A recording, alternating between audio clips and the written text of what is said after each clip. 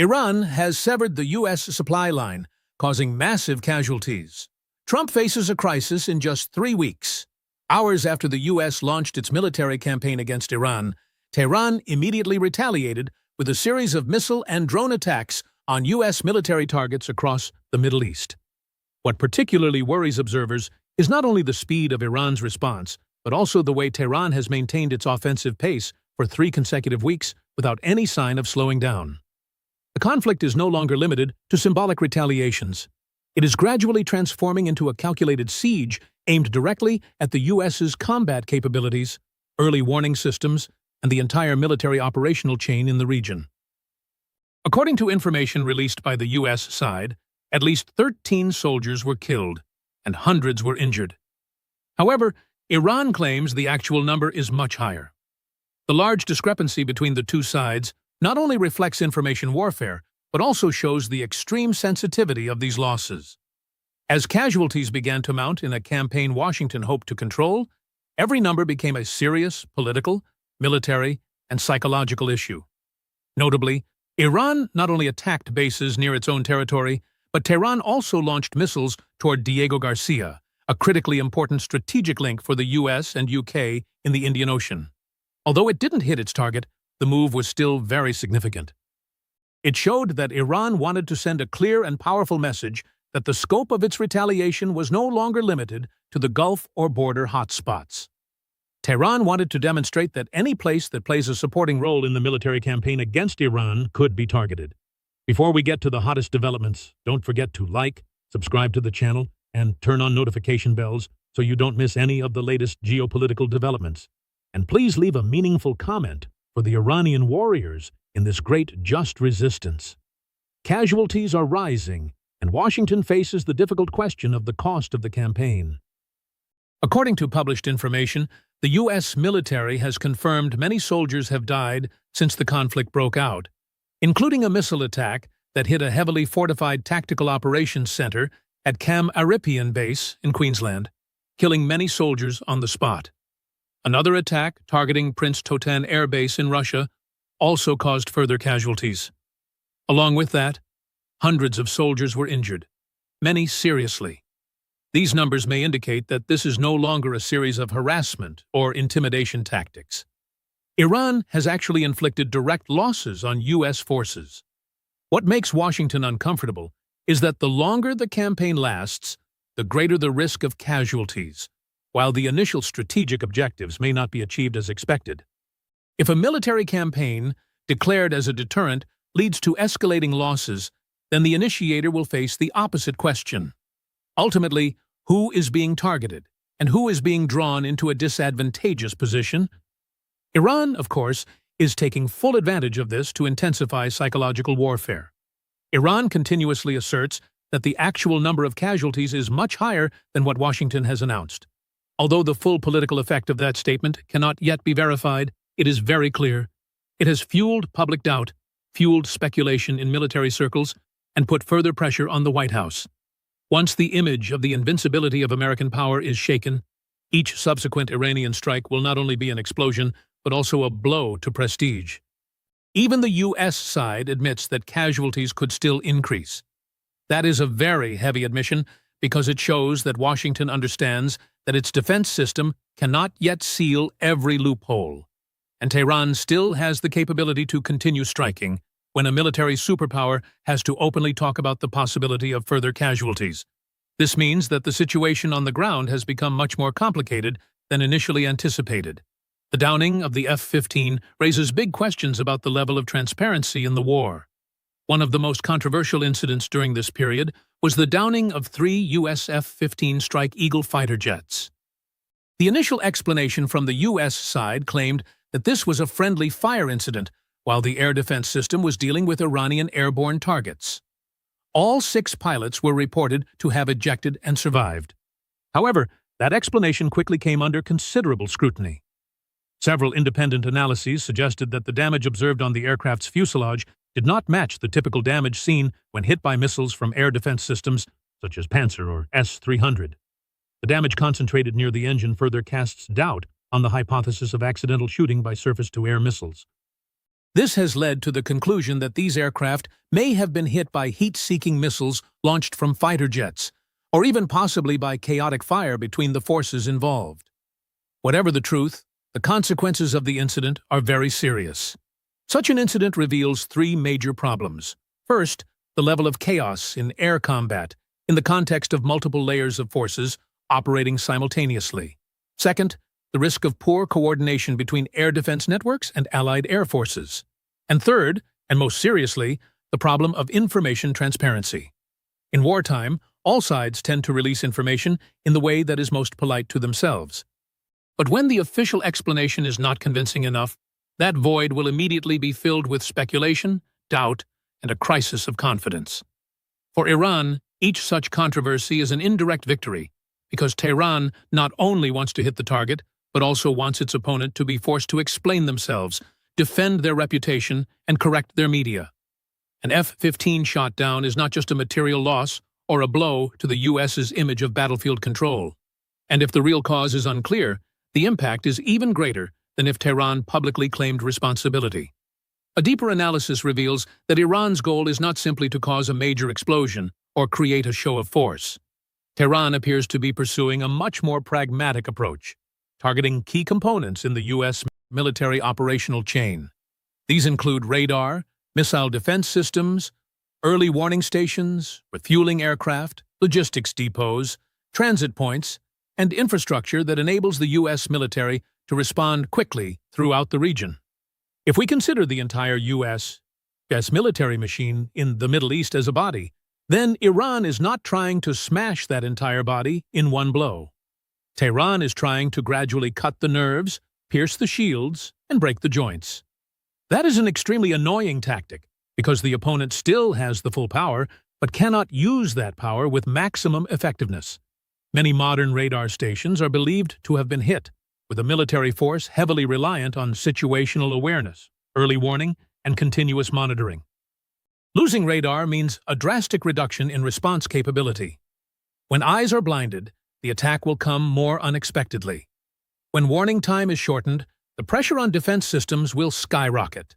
An area that previously had ample time to activate interceptor layers may now have only a few minutes, or even less, to handle the situation. In missile warfare, those few minutes are the thin line between successful interception and failure. Along with radar, support assets such as refueling aircraft are also caught in the storm.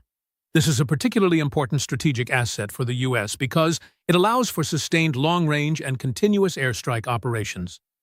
If refueling aircraft are destroyed and forced to withdraw or operate further away for fear of being attacked, the entire rhythm of U.S. air combat operations will be affected. The time interval between sortie cycles, the time spent in the air, everything changes. This is why many observers believe Iran is hitting the backbone, not just the surface. The backbone of a military machine is not the loudest part, but what helps it stand firm, operate smoothly, and react quickly. When the backbone is damaged, each subsequent blow, however small, can have a greater impact than the previous one. The ghost of Ismail Khani and the covert war around Iran's proxy network. Amid escalating hostilities, the fate of General Ismail Khani, head of Force C, has once again become a subject of attention. His repeated appearances in assassination rumors, injuries, and subsequent public reappearances show that the current war is not just about missiles and drones. It is also a war of striking at the symbolism, morale, and command structure of the enemy. Ismail Khani took over the Quds Force after General Qasem Soleimani was assassinated by the U.S.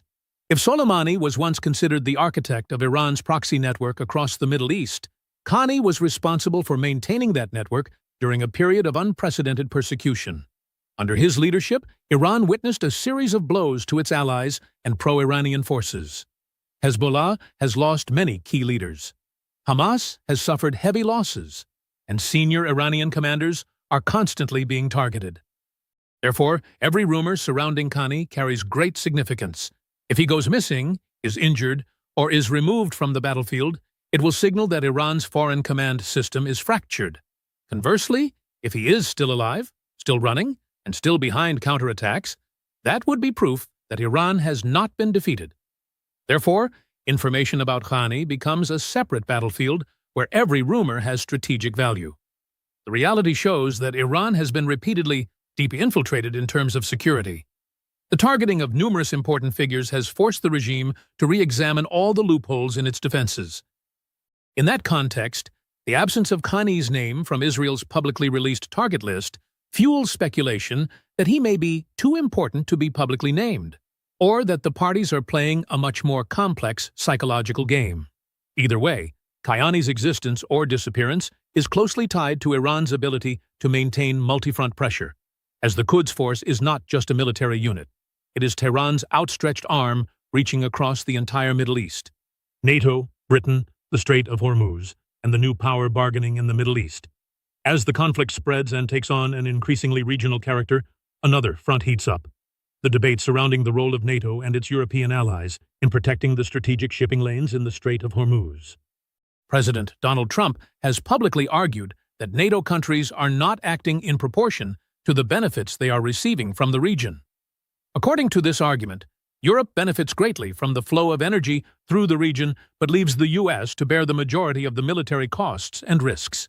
This is not just a familiar complaint about burden sharing in defense. In the current context, it is a very clear political pressure tactic on Europe. If the U.S. is taking direct hits from Iran to keep its vital energy supplies safe, Washington wants its allies to make a clearer choice: to stand aside and observe or to participate actively. The proposal to reconsider U.S. bases in some European countries therefore carries a political dubious meaning. Meanwhile, Britain's allowing the U.S. to use its base for military operations related to Iran has provoked a strong reaction from Tehran. For Iran, this is no longer a matter between Washington and Tehran. Any country that opens the door to an anti-Iran campaign risks being drawn into a cycle of retaliation.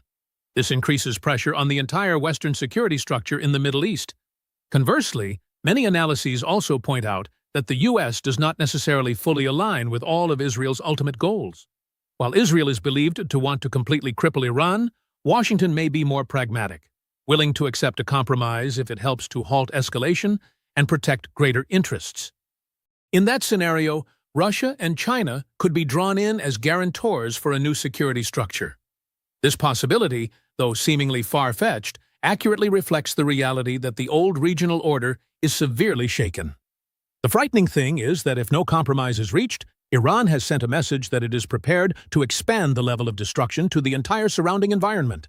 When Iran talks about smashing everything if pushed to the brink, it's not just a military threat.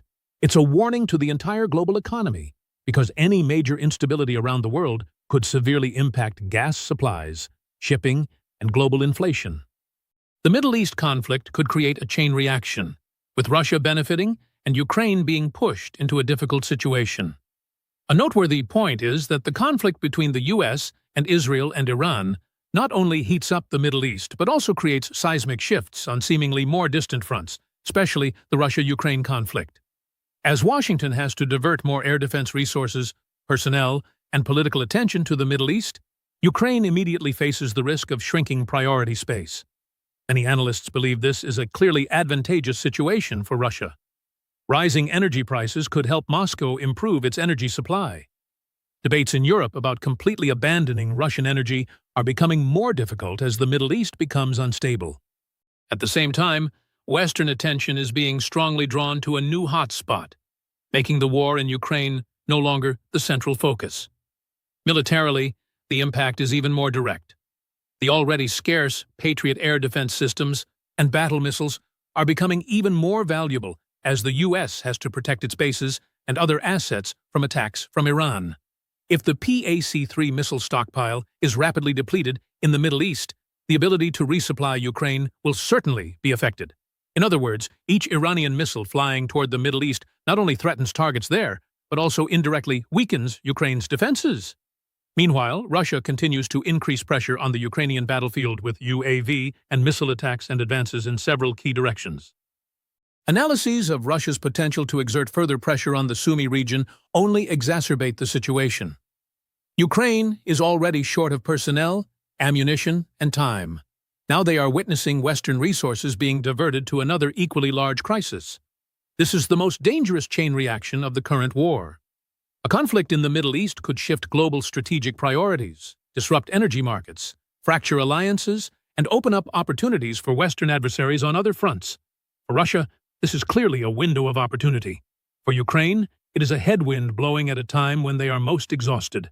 The world is at a dangerous crossroads. The final question remains unanswered. After 3 weeks of fighting, what the world fears most is not just the number of casualties, the number of bases hit, or the number of strikes that have taken place. Even more frightening is that the logic of escalation is increasingly stronger than the logic of restraint. Iran has shown that it is capable of maintaining pressure, has the will to threaten distant strategic points, and has the patience to wear down the U.S. military capabilities over time. The U.S. cannot easily back down after launching the campaign. Israel shows no sign of de-escalating, and Western allies are being drawn into increasingly difficult choices. In this context, every incident can become a turning point.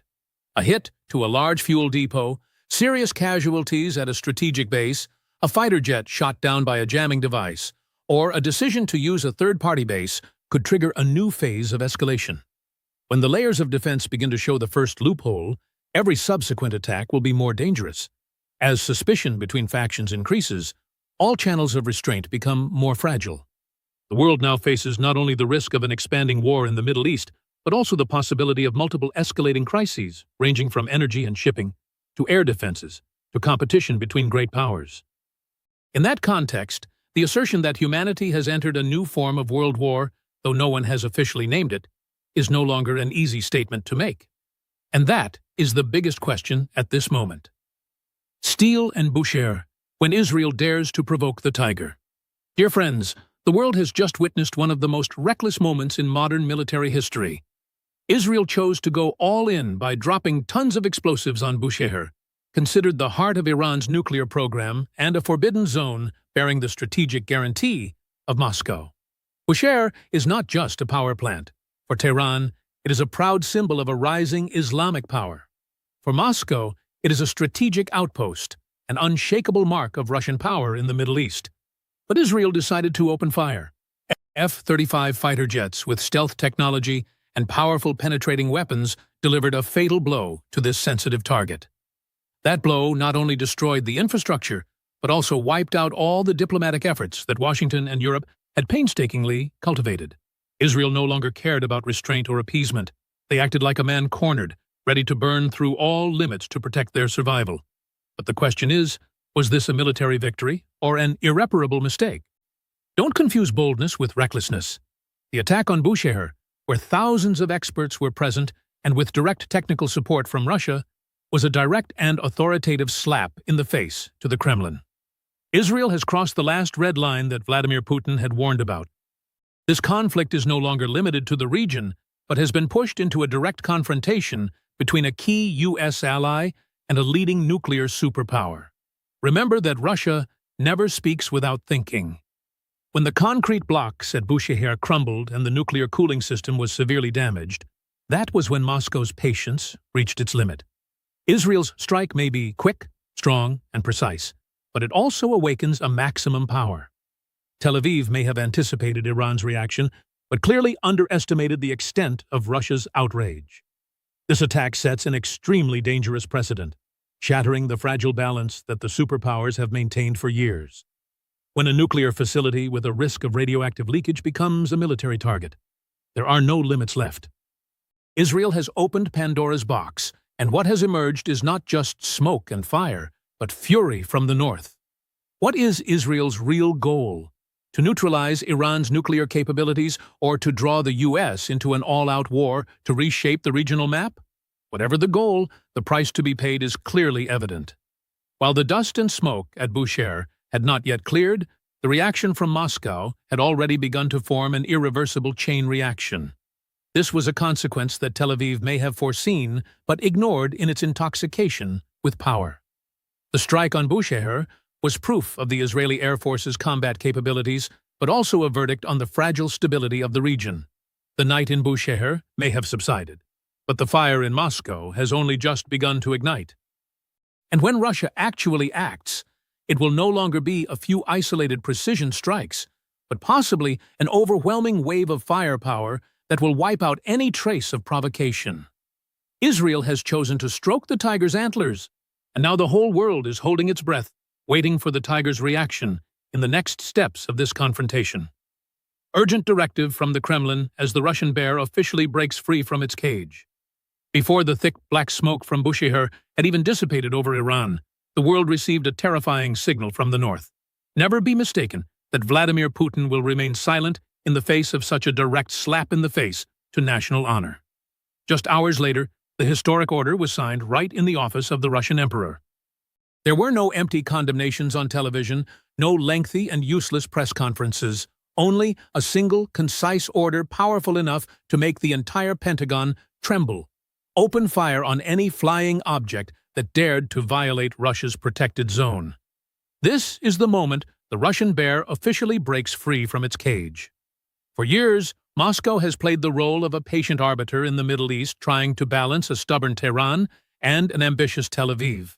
But the attack on the Bushehr nuclear power plant shattered all last remaining boundaries. Israel not only destroyed concrete blocks or cooling systems, they destroyed the last vestiges of trust and restraint of a nuclear superpower. Putin understood that without retaliating with a devastating blow, Russia's position in the region would crumble like a sandcastle. The urgent directive from the Kremlin palace was not just a warning on paper. It was the signal for the entire Russian war machine to switch to red alert.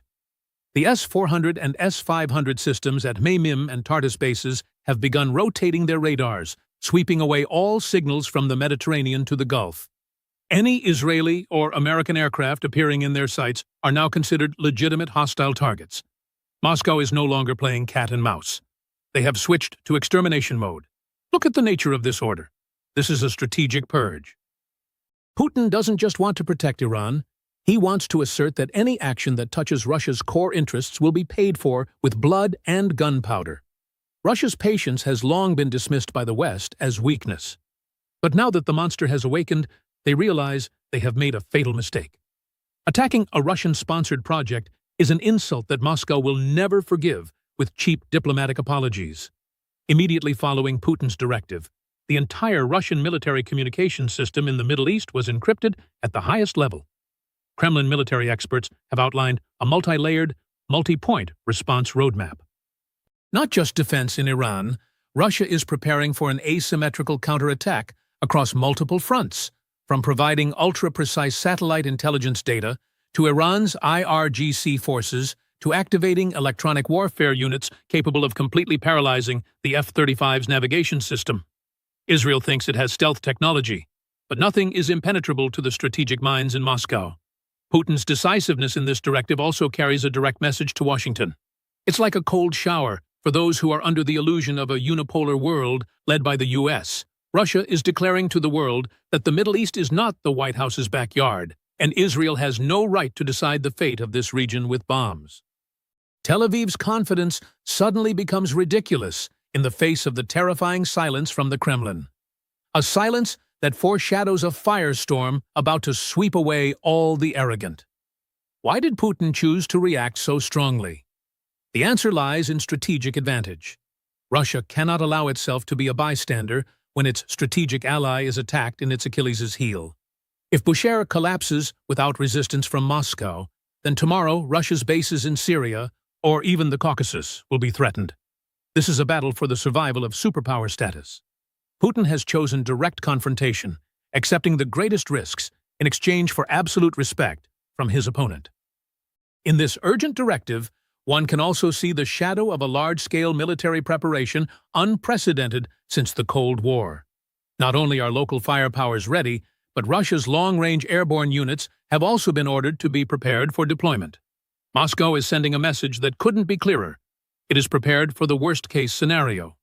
Any attempts at appeasement from the U.S. are now too late, as Russia's war wheels have begun to turn at a terrifying speed. Israel miscalculated. They thought that Russia's withdrawal in Eastern Europe would make Putin hesitate in the Middle East. But they were wrong. For Putin, the Middle East is a chessboard to regain global balance. A thunderous counterattack there would prove to the world that the power of the Russian bear remains an unconquerable entity. That urgent directive is the death sentence for the false peace that the West is trying to maintain. When the Russian generals received the order, the atmosphere at the military bases changed completely, and the fighting spirit was pushed to the highest level. No more showy drills. Each Caliber missile, each Su-35 fighter jet now carried the will of the Supreme Commander. Russia is preparing to turn the Middle East into a veritable forbidden zone, where any arrogance will be incinerated by the scorching fire from the north. The world is holding its breath, watching Moscow's every move. Will Putin's directive stop at protecting the airspace, or will it be the prelude to a full-scale attack on Israeli bases? The answer lies in the pockets of the Black Sea Fleet's commanding officers. The unleashing of the Russian bear is not just a military action, it is a geopolitical revolution, redefining who is really in charge in this volatile, oil-rich land. Israel has fired the first shot, and now they face a harsh reality. When Putin gives the order, it is not a threat. It is destiny. The Russian bear has broken free from its cage, and once this monster has stepped out into the light, it will not return until its enemies kneel at its feet. The real game has just begun, and the price for Tel Aviv's recklessness will be measured in the piles of ashes of utopian ambitions. The Black Sea Fleet is closing in, the Caliber firepower ready to fire. As soon as the order from the Kremlin palace ended, the entire Black Sea Fleet, the pride and iron fist of the Russian Navy, was no longer resting peacefully in the safe harbors of Sevastopol. A lightning-fast military deployment, the most terrifying deterrent in the past decade, had officially begun. The glorious warships, carrying the proud blood of Russian admirals, were cutting through the waves towards the Mediterranean with a single goal: to establish an iron ring ready to unleash a firestorm on any location that dared challenge Moscow's interests in the Middle East. Never underestimate the power of these ocean killers. This is not a show of force or a display of strength. This is a real combat deployment with firepower capable of wiping out a small nation in just a few hours of firing. The focus of attention is the Caliber cruise missile, a weapon that once shocked the world when it fired from thousands of kilometers away to destroy terrorist targets in Syria. Now, hundreds of messengers of this hell are neatly packed in the launch tubes, just waiting for Putin's nod to tear apart the sky, turning Israel's most fortified military bases or American aircraft carrier groups into huge piles of scrap metal. The Black Sea Fleet's approach is not just a purely military significance, but an extremely devastating psychological warfare tactic. The appearance of Admiral Grigorovich-class missile frigates and Kilo-class submarines, nicknamed ocean black holes for their superior stealth capabilities, has created a suffocating zone surrounding the eastern Mediterranean coast. Israel, which prided itself on its multi-layered, multi-point air defense system, now faces a harsh reality. Countering Iranian missiles is one thing, but stopping a rain of Caliber missiles from multiple directions with complex flight trajectories and subsonic speeds is an impossible task. Moscow is playing a high-stakes game, showcasing its position as the master of the ocean to deter any reckless ambitions. Look at Russia's cunning and coordinated military operations. As the fleet approached, the Tu-22M3 strategic bombers were also deployed to forward bases in Syria. A steel pincer has been established, locking down all escape routes for the enemy. Russia is no longer passively defending. They are actively encircling. The deployment of the Black Sea Fleet to the Middle East is an affirmation that every square meter of sea surface, every cubic meter of airspace here is under the control of the Russian bear. The arrogance of the Israeli Air Force suddenly became irrelevant, as beneath the surface, Russian nuclear submarines were silently locating the vital coordinates of Tel Aviv. Why is Caliber a nightmare? Because it is not just a missile. It is the pinnacle of Russian military technology designed to overcome the most advanced Western radar systems. When fired, the Caliber flies close to the water's surface, taking advantage of the terrain to conceal itself, rendering Israeli defense systems like Iron Dome or Arrow useless. Once this monster has left the launch pad, the target is practically doomed. Russia's public deployment of the Caliber right on Israel's doorstep is Putin's way of telling Netanyahu that every bomb dropped on Bushehr will be met with a commensurate response. This assertiveness also sends a strong message to the American carrier strike groups lurking nearby. Don't think that Washington's flying fortresses at sea are invulnerable. With supersonic anti-ship missiles and Caliber, Russia has the tools to turn the prides of the American Navy into floating graveyards in the deep sea. The Black Sea Fleet is not afraid of the American presence. On the contrary, they are directly challenging Washington's dominance in this sea region. Russia's superior position is established by absolute confidence and the physical strength and courage of the Russian naval soldiers. In this operational scenario, Russia also activates the long-range electronic warfare network installed on its warships. The entire GPS navigation system of military vehicles in the area could be jammed or ignited at any time. Israel may have excellent pilots, but if their aircraft become blind and deaf in mid-air by electronic fire from the Russian fleet, a catastrophic end is inevitable. Moscow is proving that in modern warfare, whoever controls cyberspace and electronic waves is the master of the battlefield. The departure of the Black Sea Fleet is also a huge morale boost for Iran. Seeing the ships flying the Russian flag, majestically entering, Iran's confidence has increased manifold. Russia has chosen a side, and that is the side of those who dare to confront Western imposition. The arrival of the Russian Navy has broken the encirclement that the US and Israel have been trying to establish around Iran for many years. Now, it is the US-Israel alliance that is being surrounded in a fiery siege orchestrated by Moscow. An extremely dangerous scenario is unfolding. Just one small miscalculation, and the caliber will explode. And then it will not just be a local conflict, but a firestorm sweeping across the entire Middle East. Russia has laid its strongest card on the table, forcing the opponent to choose either to retreat or face unforeseen consequences. The Black Sea Fleet isn't approaching for negotiations, they're approaching to assert their power. The steel gleam from the Caliber missiles reflects the coldness of the Kremlin. Israel stirred the wind when they attacked Bushehr, and now they're preparing to face the storm from the ocean. A storm named the Bear's Punishment?